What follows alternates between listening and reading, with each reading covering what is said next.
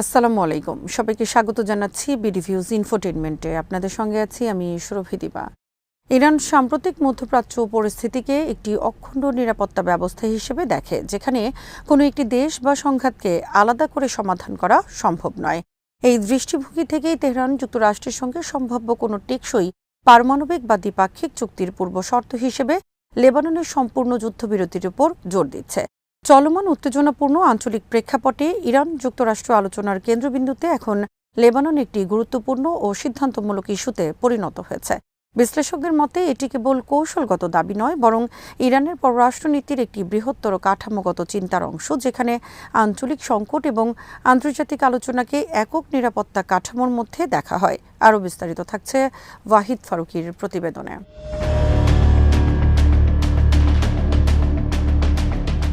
Iran যুক্তরাষ্ট্রের ১৪ দফা সমঝোতা স্মারকের একটি গুরুত্বপূর্ণ ধারায় স্পষ্টভাবে উল্লেখ করা হয়েছে যে লেবানন সহ আঞ্চলিক ফ্রন্টে সংঘাতের অবসান ঘটাতে হবে।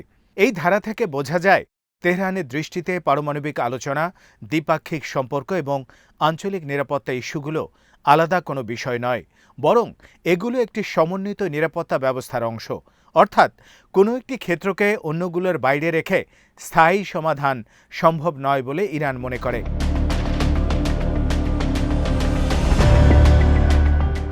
লেবানন দীর্ঘদিন ধরেই ইরান ও যুক্তরাষ্ট্র এবং তাদের আঞ্চলিক মিত্রদের মধ্যকার পরোক্ষ সংঘাতের অন্যতম সংবেদনশীল কেন্দ্রবিন্দু। দেশটির ভূ রাজনৈতিক অবস্থান, অভ্যন্তরীণ রাজনৈতিক বৈচিত্র্য এবং বিভিন্ন সশস্ত্র ও রাজনৈতিক গোষ্ঠীর উপস্থিতি এটিকে একটি জটিল নিরাপত্তা সমীকরণে পরিণত করেছে। ইরানের দৃষ্টিতে লেবাননের চলমান উত্তেজনা কেবল স্থানীয় সমস্যা নয়, বরং এটি পুরো মধ্যপ্রাচ্যের স্থিতিশীলতার সঙ্গে গভীরভাবে যুক্ত একটি বৃহত্তর সংকটের অংশ। ফলে সেখানে সংঘাত অব্যাহত থাকলে তা আঞ্চলিক অন্য সব কূটনৈতিক প্রক্রিয়াকে প্রভাবিত করবে বলে তেহরান মনে করে।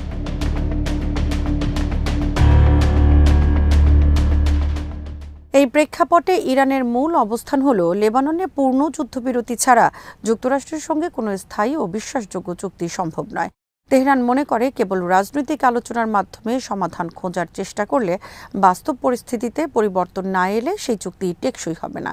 তাই আলোচনার টেবিলে অগ্রগতি এবং মাঠ পর্যায়ের পরিস্থিতির পরিবর্তন, এই দুইয়ের মধ্যে সমান্তরাল ভারসাম্য তৈরি করা জরুরি।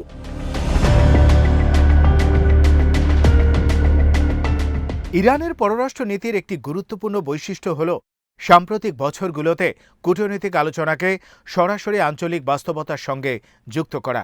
এই নীতির ভিত্তি হল, যদি কোনো চুক্তি বাস্তব নিরাপত্তা পরিস্থিতির পরিবর্তন ছাড়া কেবল কাগজে কলমে সীমাবদ্ধ থাকে, তাহলে তা দীর্ঘমেয়াদে ব্যর্থ হওয়ার সম্ভাবনাই বেশি থাকে। তাই লেবাননে যুদ্ধবিরতির দাবি কেবল একটি শর্ত নয়, বরং আলোচনাকে কার্যকর ও বাস্তবসম্মত করার একটি কৌশলগত উপায় হিসাবে দেখা হচ্ছে। ১৪ দফা সমঝোতা স্মারকের প্রথম ধারাটি বিশেষভাবে গুরুত্বপূর্ণ, যেখানে আঞ্চলিক সব ফ্রন্টে সংঘাত বন্ধের কথা বলা হয়েছে। এই ধারা কার্যত পুরো চুক্তির ভিত্তি হিসেবে কাজ করে। ইরানের দৃষ্টিতেও এটি একটি মৌলিক নীতি, যার মাধ্যমে মধ্যপ্রাচ্যের সব সংকটকে একটি একক নিরাপত্তা কাঠামোর মধ্যে আনা হয়েছে।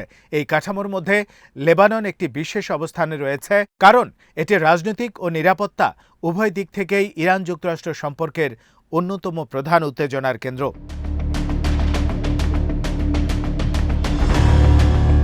তেহরানের ব্যাখ্যায় পূর্ণ যুদ্ধবিরতি বলতে কেবল সাময়িক সংঘর্ষ বিরতি বোঝানো হয় না, বরং এটি একটি স্থায়ী নিরাপত্তা কাঠামো, যার মধ্যে অন্তর্ভুক্ত থাকবে সরাসরি ও পরোক্ষ সামরিক কার্যক্রম বন্ধ, সীমান্তবর্তী উত্তেজনা হ্রাস, উস্কানিমূলক নিরাপত্তা কার্যক্রম নিয়ন্ত্রণ এবং পুনরায় সংঘাত শুরু হওয়া রোধে কার্যকর পর্যবেক্ষণ ব্যবস্থা।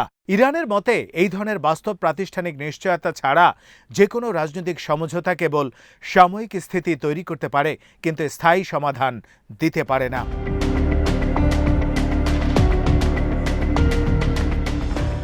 ইরানের কৌশলগত বিশ্লেষণে এই অবস্থানের তিনটি স্তর রয়েছে। প্রথমত, জাতীয় নিরাপত্তা স্তরে তেহরান মনে করে লেবাননের সংঘাত অব্যাহত থাকলে তা পুরো প্রতিরোধক্ষ এর নিরাপত্তা কাঠামোকে দুর্বল করতে পারে, যা পরোক্ষভাবে ইরানের অভ্যন্তরীণ নিরাপত্তার উপর প্রভাব ফেলবে।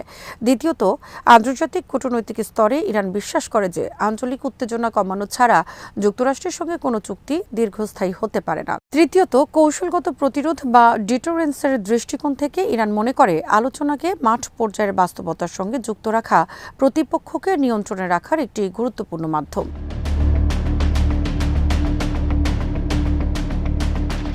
এই দৃষ্টিভঙ্গি থেকে আলোচনা ও বাস্তবতা একে অপরের পরিপূরক হয়ে ওঠে।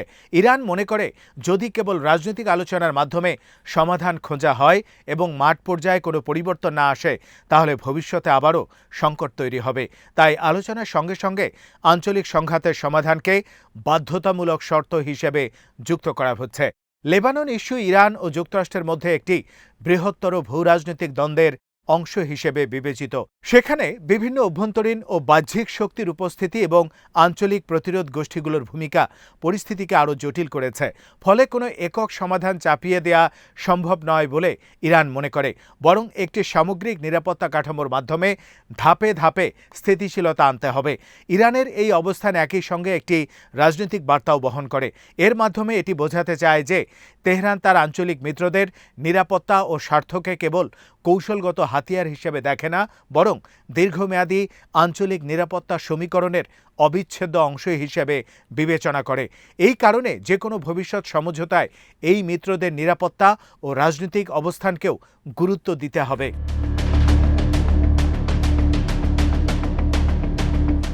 এছাড়া আন্দোলন ক্ষেত্রের ঐক্য বা ইউনিটি অব এরিনাস ধারণাটি ইরানের আঞ্চলিক নীতিতে একটি গুরুত্বপূর্ণ জায়গা দখল করে আছে।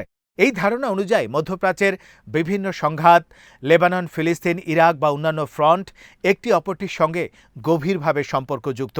কোনো এক ফ্রন্টে উত্তেজনা বৃদ্ধি পেলে তা অন্য ফ্রন্টেও প্রভাব ফেলে। তাই প্রতিটি ইস্যুকে আলাদাভাবে নয়, বরং সমন্বিতভাবে সমাধান করতে হবে। এই দৃষ্টিকোণ থেকে লেবানন পূর্ণ যুদ্ধবিরতির দাবি কেবল একটি কূটনৈতিক শর্ত নয়, বরং একটি বৃহত্তর কৌশলগত দর্শনের অংশ। এই দর্শনের মূল ভিত্তি হল আঞ্চলিক নিরাপত্তা অবিভাজ্য এবং টেকসই শান্তি তখনই সম্ভব যখন সব ফ্রন্টে একযোগে স্থিতিশীলতা নিশ্চিত করা হবে। ইরানের মতে কেবল একটি ইস্যুতে সমাধান খুঁজে অন্যগুলো উপেক্ষা করলে তা ভবিষ্যতে নতুন সংকটের জন্ম দিতে পারে।